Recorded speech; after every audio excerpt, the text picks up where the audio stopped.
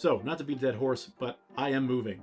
C-Box is behind me. I've mentioned this in the last few of my videos, but as part of that move, it got me thinking about my home office setup. It got me thinking about the camera setup that I'm using for my A-roll and my B-roll, how my videos are being created. And although, yes, I've got the Sony a6700, it's a phenomenal camera and I could use it as my A-roll and B-roll cam. Right now it's primarily a B-roll cam. I don't know if I want to kind of lock in my a6700 to my desk setup. When I'm going out to shoot fast-paced settings like cars, the a67 is what I take with me, not my Leica Q3. It just shoots so much faster. So I got thinking, well, I'm already using the DJI Osmo Pocket 3 for my A-roll. Can I make that experience better? Can I make it do a better job for me in video creation? So I did some research, watched a lot of videos, and I decided to kit out my DJI Osmo Pocket 3 and turn it into a more pro A-roll desk cam setup. So today I'm going to break down how I did that, what I'm using, and how it looks, sounds, and works. So first, let's start at the beginning, of course, with the DJI Osmo Pocket 3 itself. This camera is phenomenal. I've already done a video on it, and there's hundreds, if not thousands, of other excellent videos and reviews talking about just how good and flexible the Osmo Pocket 3 is. And while traditionally people are using it kind of as an outdoor run and gun camera because of the gimbal, because of how stable it is, that doesn't mean you don't have to use it in a studio setting like I am right now and will be when I move. But also it has a phenomenal sensor, a 1-inch sensor, which captures a ton of light, a ton of detail. I mean, if you look at the quality of this video footage right now, you probably could not tell that it's coming from a camera that is literally like the size of a hand. You know what I mean? Like, it's extremely compact and portable. Now, it kind of defeats the purpose that I've rigged it out with all this stuff to make it bigger and bulkier, but this is what works for me. And it is still more compact than, say, setting up my Sony a6700 because I'd need to put a lens. The body is already significantly bigger. I'd still need a mount like I have for my Osmo Pocket 3. There's still a lot of things I would still need, which would add to the bulk and size. You get the gist. This camera still does it in a pretty compact footprint, even with all the rigging added in. So the first thing that I purchased to make this rig happen was the new tripod slash arm, and it's the Caplock Mantis Pod Z. This is an extremely flexible, very versatile tripod. You don't have to use it the way I am. You can actually extend it and use it as like a selfie stick almost. It has a bunch of articulation and locking points so you can get a higher reach if you want to use this for outdoor use. But for me, it means that I can position the Osmo Pocket 3 on this ball joint here at the edge of my desk setup, and it still captures everything around me. Even if I'm fully zoomed out in the Osmo Pocket 3, you can't see the legs because they are set back. It's compact enough, and it doesn't have anything that is fixed to the desk. If you've seen one of my overhead shots before, I'm using a clamp that goes on the side of my desk, then the camera booms over, but you can often see that clamp in the shot just because of the field of view of the camera that I put on top. With this setup, you can't see it.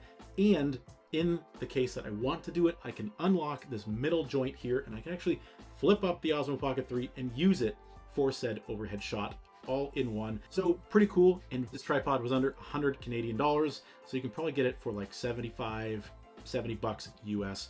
It's great value. And again, versatile, not just for use in a studio environment, but for people who are on the go. Now that Mantis Pod is connected to the small connection adapter that comes in the Osmo Pocket 3 Creator Combo with the USB-C plug on the back. If you don't have the Creator Combo, you're going to need to buy one of those connector bits because it's the only way to get USB into the Osmo Pocket 3, which is what's enabling the microphone that I've connected here directly to the Osmo Pocket 3. Now you might be thinking, well, if I got the Creator Combo, I already have the Osmo mic. And yes, you do get the DJI mic with the Creator Combo, and it does sound pretty good. But what I have found over the 6 to 8 months that I've done this as my primary A-roll camera is that this typically droops in the shot, or if I turn my head because it's fixed on my shirt, I kind of lose the audio quality. It's not as consistent as I would like it to be. Still a great mic, and if I was doing an interview or if I was recording from a distance away from the camera, not in a studio environment like I am right here, this would definitely still be my go-to. But because I am just a few feet away from the Osmo Pocket 3 in my desk office setup, I'm using this new microphone, which is the Rode VideoMic Go 2 with included helix mount. And we'll get to that in a moment and why it's important.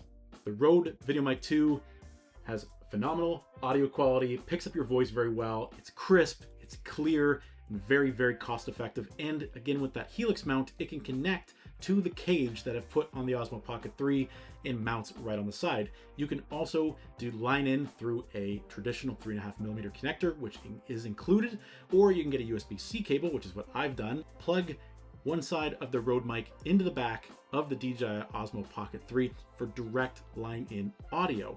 It's not the prettiest setup, but it does the trick. And again, the Rode Mic 2 sounds fantastic for the price point.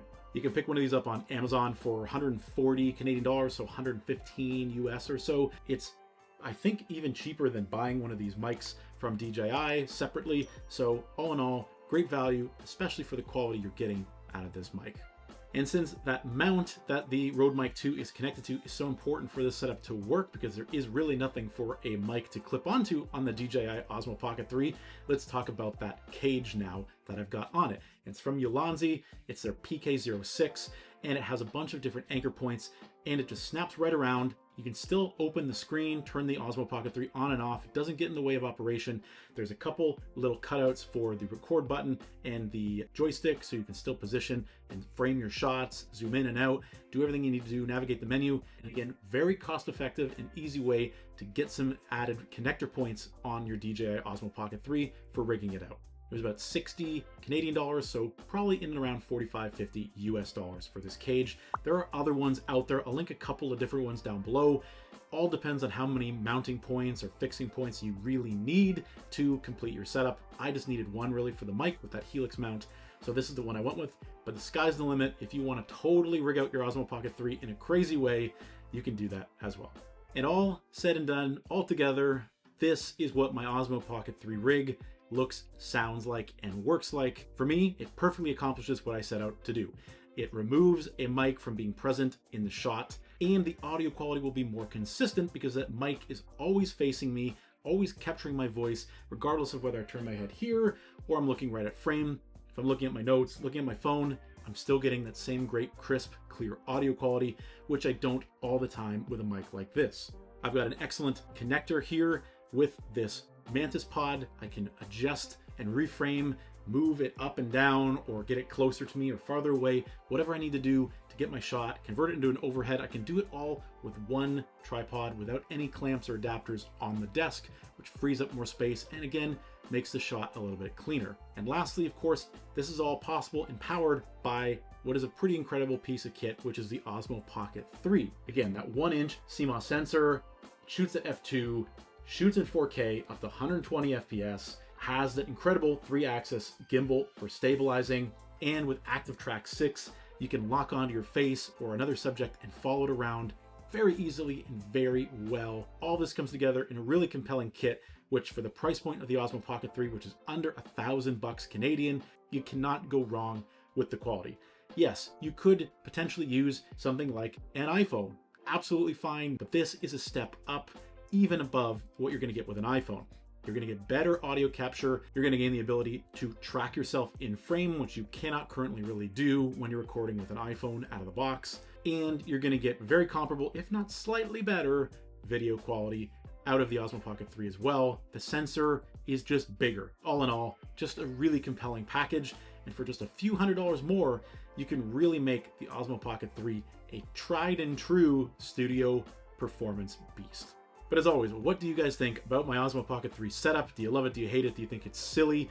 Do you have another camera that you would prefer to trick out and rig rather than investing in the Osmo Pocket 3? Let's have a conversation, as always, down in the comments below, and I will leave links to everything I talked about, everything needed to create this Osmo Pocket 3 studio setup down in the description for you guys. Thank you for watching, and we'll see you again soon in the next video.